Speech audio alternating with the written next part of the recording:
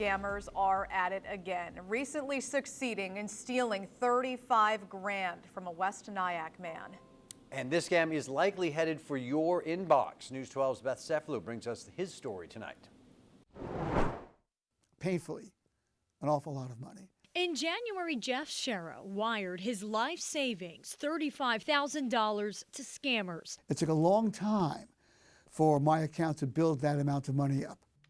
It all started with an email about a malware subscription that would automatically renew unless he called to cancel. On the other end of the line were scammers who convinced him to grant them computer access to send him a cancellation form and access to his bank account to refund him for the subscription.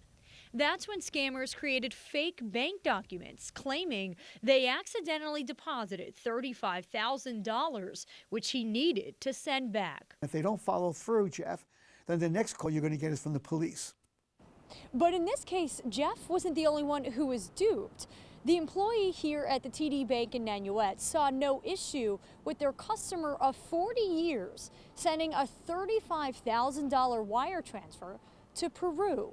He asked me any questions about the information on that wire transfer, nor did he say to me, if we send this money out, Jeff, you will be left with X dollars in your account.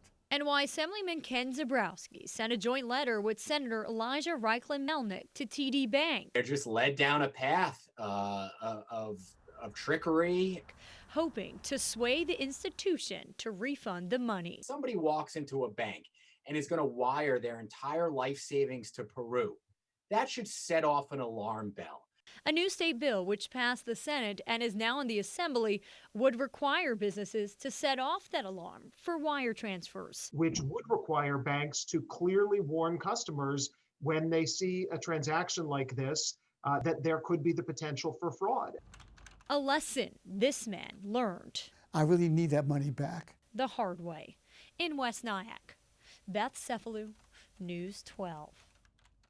Well, TD Bank says they can't comment on specific customers, but says they do have safeguards and security procedures in place to deter fraud. They also investigate fraud complaints thoroughly.